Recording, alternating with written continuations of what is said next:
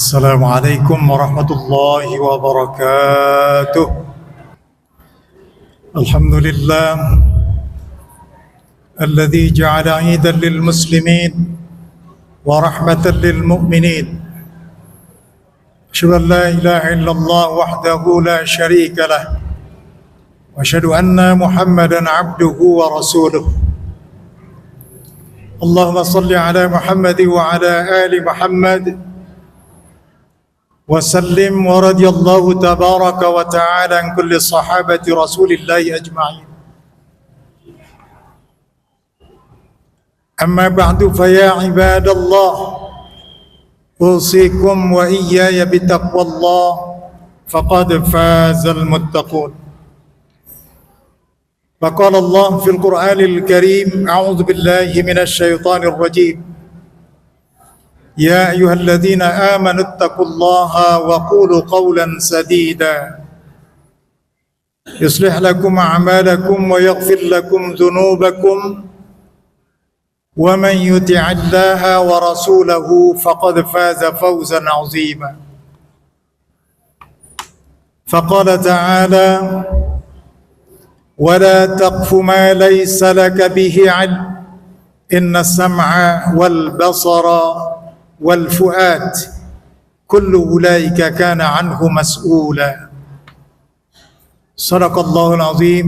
معاشر المسلمين jamaah Jum'ah rahimakumullah. Segala puji bagi Allah Rabb semesta alam. Salawat berangkaikan salam semoga tercurah kehadiran junjungan kita Nabi besar Muhammad sallallahu alaihi wasallam beserta keluarga dan para sahabatnya. Marilah kita bersyukur kehadiran Allah Subhanahu wa taala. Kiranya pada hari ini kita dapat hadir di Masjid Taqwa Universitas Medan Area yang megah ini untuk menunaikan kewajiban kita, yakni melaksanakan salat fardu Jum'ah. Semoga kiranya seluruh rangkaian ibadah kita diterima di sisi Allah Subhanahu wa taala. Amin ya Allah, amin ya rabbal alamin. Kaum muslimin sidang Jumat yang dirahmati Allah Subhanahu wa taala. Khatib kali ini mengambil tema berilmu sebelum beramal, atau dengan ungkapan lain ilmu qabla al-amal.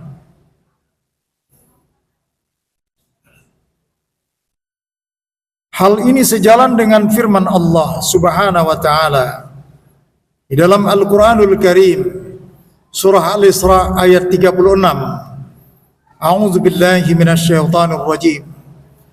Wala taqfu ma laysa laka bihi 'ilm innas sam'a wal basara wal fuad kullu ulaika kana 'anhu mas'ula. Janganlah engkau mengikuti sesuatu yang tidak ada pengetahuanmu tentang hal tersebut. Sesungguhnya pendengaran, penglihatan, dan hati nurani, semua itu kelak akan dimintai pertanggungjawaban di sisi Allah Subhanahu wa taala. Demikian pula ungkapan seorang alim generasi tabi'in, khalifah yang ke-9 Daulah Bani Umayyah. Beliau adalah Umar bin Abdul Aziz. Dalam satu kesempatan beliau mengungkapkan sebagai berikut: Man 'abadallaha bighairi 'ilmin kana ma yufsidu aksara mimma yuslih. Barang siapa yang beribadah kepada Allah tanpa berbekal ilmu, maka dia akan banyak melakukan kerusakan-kerusakan dibandingkan kebaikan-kebaikan di dalam pelaksanaan ibadahnya kepada Allah Subhanahu wa taala. Ma'asyiral muslimin jamaah Jum'ah rahimakumullah. Sebagaimana kita ketahui bahwa Islam adalah agama yang sangat dekat dengan ilmu pengetahuan, sehingga seluruh praktik-praktik ibadah, akidah, akhlak dan muamalah selalu disandarkan pada prinsip-prinsip ilmu pengetahuan serta dalil-dalil yang bersumber pada Al-Quranul Karim dan Sunnah Rasulullah Sallallahu Alaihi Wasallam.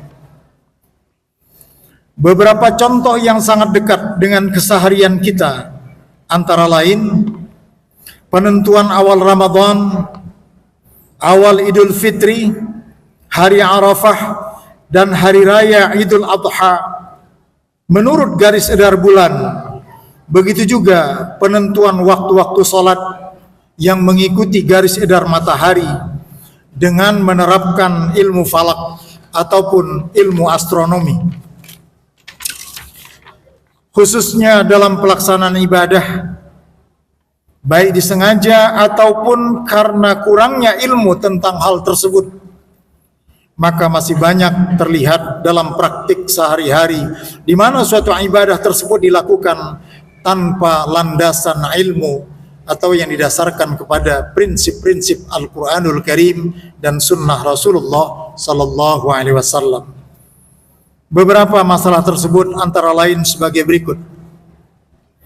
Yang pertama, memasuki masjid tanpa diawali dengan solat sunnah 2 rakaat tahiyatul masjid.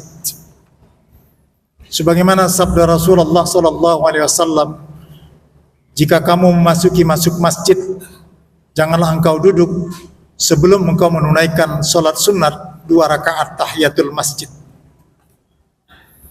Dalam satu riwayat, Rasulullah Sallallahu Alaihi Wasallam sedang berkhutbah di Masjid Nabawi, yang tentunya Masjid Nabawi belum sebesar seperti yang sekarang, sehingga beliau menyaksikan seorang sahabat memasuki masjid. Beliau sedang berkhutbah, kemudian langsung duduk.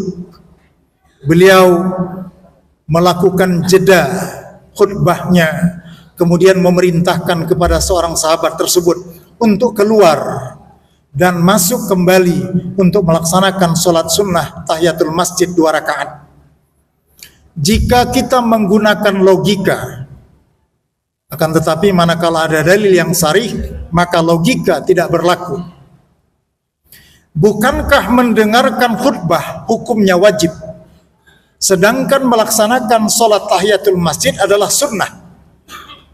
Maka logika tidak berlaku, karena Rasulullah SAW memerintahkan kepada para sahabat ini untuk melaksanakan solat sunnah tahiyatul masjid, kemudian baru duduk dan mendengarkan khutbah yang disampaikan oleh Rasulullah Sallallahu Alaihi Wasallam. Ma'asyiral muslimin, jamaah Jumat rahimakumullah. Ini terjadi mungkin karena disengaja, tapi juga mungkin karena tidak dilandasi pengetahuan yang baik.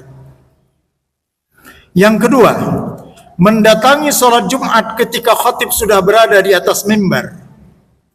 Dalam sebuah hadis yang sahih dinyatakan, ketika Allah berfirman, "Idza nudiya lis-salati min yaumil jum'ah fas'au ila dzikrillahi wa dzarul bai'." Maka ketika itu para malaikat berjaga di seluruh pintu-pintu masjid dengan catatan yang ada di tangannya. Dan malaikat mencatat setiap rombongan pertama, rombongan kedua, rombongan ketiga, sampai rombongan yang terakhir. Dan pada saat khatib telah sampai di atas mimbar, maka para malaikat segera menutup catatan dan dia duduk bersimpuh mendengarkan khatib menyampaikan khutbahnya. Oleh karena rangkaian khutbah dengan solat adalah perpaduan 2 rakaat ditambah 2 rakaat menyerupai solat zuhur, maka kita tidak mempersepsikan bahwa solat Jumat itu hanya 2 rakaat, akan tetapi yang 2 rakaat lagi digantikan dengan pembacaan khutbah sebelum solat dilaksanakan. Oleh karena itu mereka-mereka yang mendatangi solat Jumat ketika khatib sudah berada di atas mimbar, para fuqaha menghukumi solat Jumatnya sah, akan tetapi dia tidak mendapatkan fadilah, keutamaan daripada solat Jumat tersebut. Bagi mereka-mereka yang memiliki ilmu, tentu mereka tidak akan melakukan kesalahan-kesalahan yang sama secara berulang, walaupun sebenarnya dia memiliki waktu yang cukup untuk hadir ke ke dalam majelis Jumat sebelum khatib naik ke atas mimbar. Akan tetapi peristiwa ini sering berulang, bahkan sering dilakukan dengan sengaja. Ma'asyiral muslimin jamaah Jumat rahimakumullah.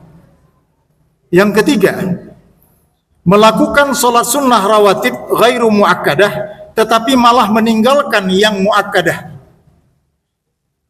Walaupun ada yang menyatakan bahwa qabliyah Jumat itu dihukumi sebagai sholat sunat ghairu muakkad, katakanlah kita menerima ghairu muakkad, tetapi sepakat kita menyatakan bahwa ba'diyahnya adalah sunnah muakkad.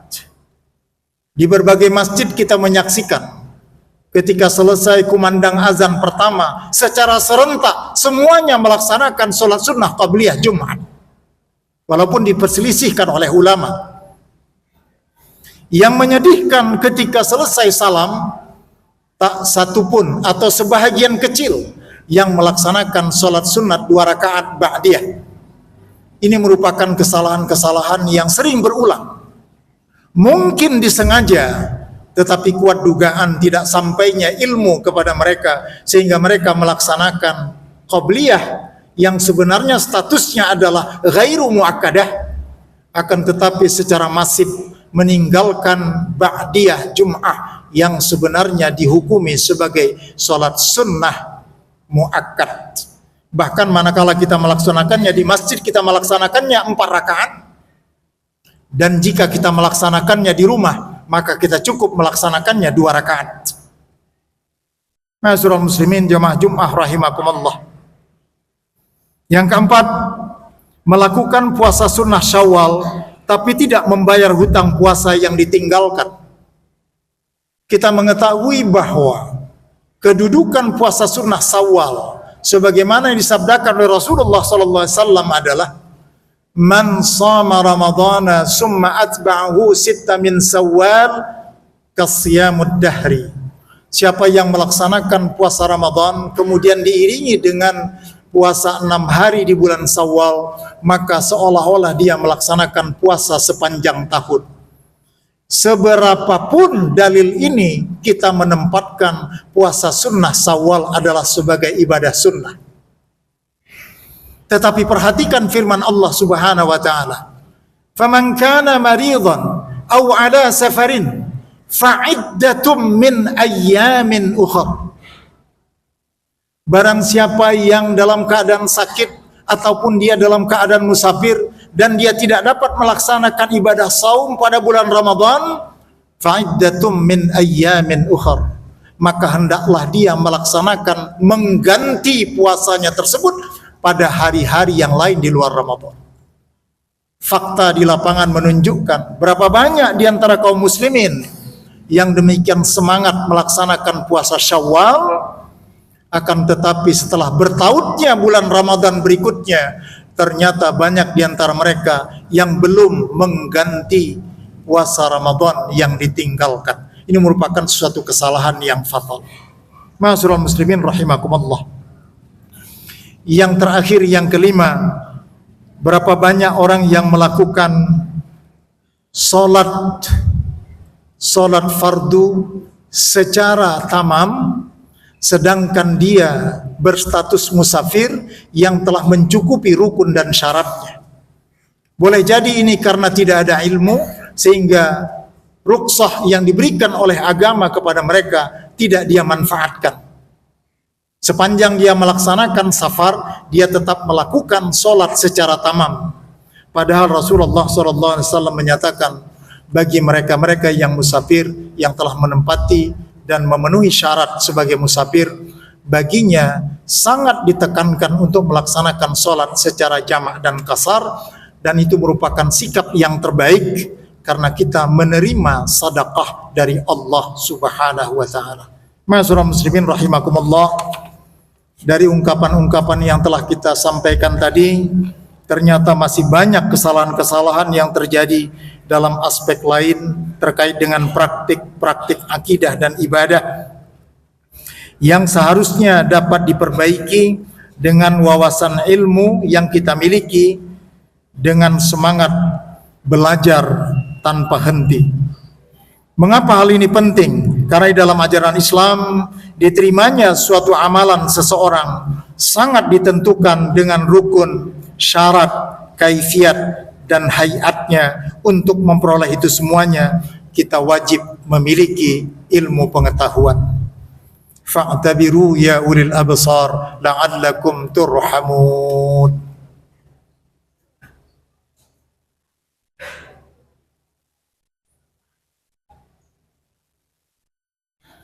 Alhamdulillah alladzi nahmaduhu wa nasta'inuh wa nastaghfiruh wa na'udzu billahi min shururi anfusina wa min sayyiati a'malina.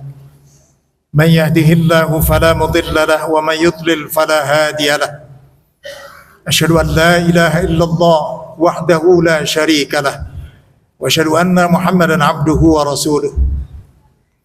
Arsalahu Allahu rahmatan lil alamin, kaffatan linnas basyiran wa nadhira wa da'iyan ila Allah bi'iznihi wa sirajan munira. Allahumma salli wa sallim wa barik ala hadzal nabiyil karim nabiyyina Muhammadin sallallahu alaihi wasallam wa ala alihi wa sahbihi ajma'in wa man tabi'ahum bi ihsanin ila yaumiddin. Amma ba'du, fa ya ibadallah, usikum wa nafsi wa iyaya bittaqwallah, faqad fazal muttaqun. Faqala Allah fil Qur'anil Karim, a'udzu billahi minasy syaithanir rajim. Ya ayyuhan nasu u'budu rabbakum alladzi khalaqakum walladzina min qablikum la'allakum tattaqun.